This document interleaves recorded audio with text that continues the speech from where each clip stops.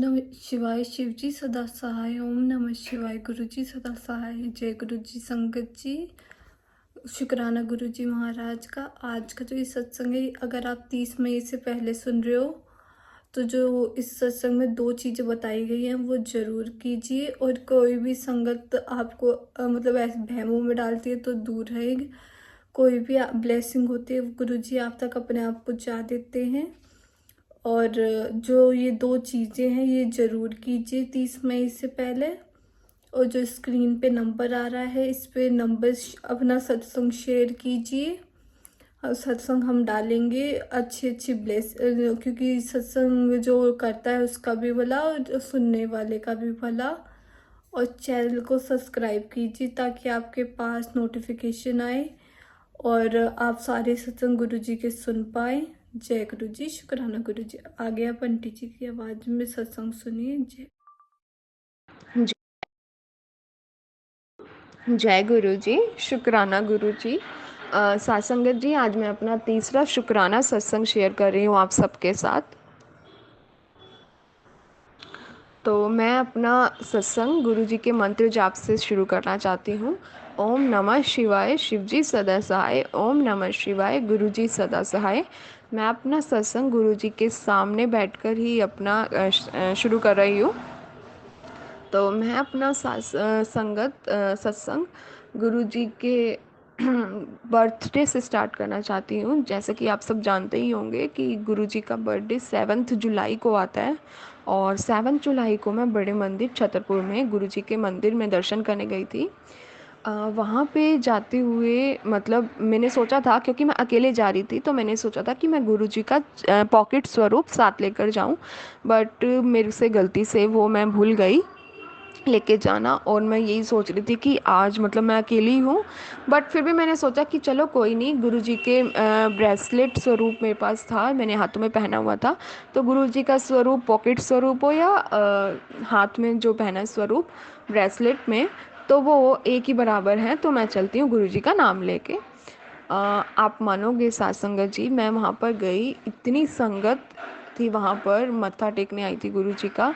तो मेरे मन में था कि मैं वहाँ से स्वरूप लूँ, बट मुझे देख के लगा नहीं, क्योंकि इतनी संगत में वो कहाँ किसको मतलब दे पाएंगे स्वरूप। तो मैंने कहा चलो कोई बात नहीं, इस हफ्ते शायद मेरा एक और चक्कर लगे तो मैं तब जाकर गुरु जी का स्वरूप ले लूँगी, पॉकेट स्वरूप। और ऐसे कह के मैं गुरु जी का नाम लेके आगे बढ़ती रही। तो मैं जितना उनके वहाँ पास जा रही, गुलाब की खुशबू की इतनी मतलब स्ट्रॉन्ग फ्रेगनेंस मुझे आ रही है, जैसे कि मतलब गुरु जी खुद मुझे फील करा रहे हैं कि मैं तेरे साथ ही हूँ। और ऐसे कर के मैं गुरुजी के मंदिर में दर्शन करके आई। तो मैं वहाँ पे, जो आपने देखा होगा, वहाँ पे टोकन मिलता है येलो रेड पर्पल कलर का। तो मुझे नहीं पता था कि मतलब सब मतलब पर्पल का कहीं और मिलेगा, येलो रेड का कहीं और मिलता है। तो मेरा पर्पल टोकन था और मैं गलती से लाइन में लग गई रेड और येलो वाले की। तो आगे कर करके मैं बहुत आगे निकल गई, मतलब यही लगा लो मैं मेन रोड तक आ गई। मेन रोड पे आने के बाद वहाँ पे रेड और येलो वाली लाइन वहीं थी टोकन की। तो वो जब चले गए तो मैंने वहाँ पे पूछा कि मुझे मतलब टोकन कहाँ मिल रहा है। तो उन्होंने मुझसे पूछा आपका कलर कौन सा है टोकन का। तो मैंने कहा टोकन का कलर तो मेरे पर्पल है। तो उन्होंने कहा कि पर्पल टोकन के लिए तो आप गलत आ गए हो, आप दूसरी लाइन में आपको वापस जाना पड़ेगा, मतलब आप बहुत ज़्यादा आगे आ गए हो। तो मैंने कहा मतलब इतनी बड़ी लाइन में मैं कैसे जाऊँगी, क्योंकि मैं पहले गुरुजी के जब दर्शन गई थी मुझे 1.5 घंटा लग गया था वहाँ तक पहुँचने में। तो मैंने कहा अब तो और बड़ी लाइन है, मतलब मुझे तो बहुत टाइम लग जाएगा। और मेरे हाथ में गुरुजी का लंगर प्रसाद था, जल प्रसाद था। मुझे आइसक्रीम कुल्फ़ी मिली थी, कुल्फ़ी प्रसाद था। और तो मैंने कहा इन सबको पकड़ के मैं इतनी बड़ी लाइन में कैसे जाऊंगी। तो उन्होंने कहा कोई बात नहीं, आप ना ऐसे कह के निकल जाओ कि मेरे पास टोकन है, तो वो आपको जाने देंगे सेवादार अंकल जी। तो मैंने कहा ठीक है। तो उन्होंने, मैं जा रही थी, वहाँ पे एक साइड में अंकल जी और बैठे हुए थे, उन्होंने मुझे रोका कि बेटा 1 मिनट रुको। तो मैं वहाँ पे रुक गई। तो उन्होंने मुझे कहा कि ये लो, उन्होंने मुझे एक पॉकेट स्वरूप दे दिया।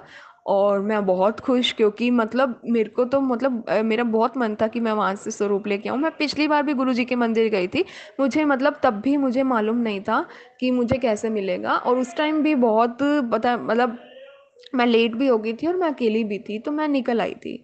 तो इस बार गुरुजी ने मुझे दे दिया, मैं बहुत खुश हो गई।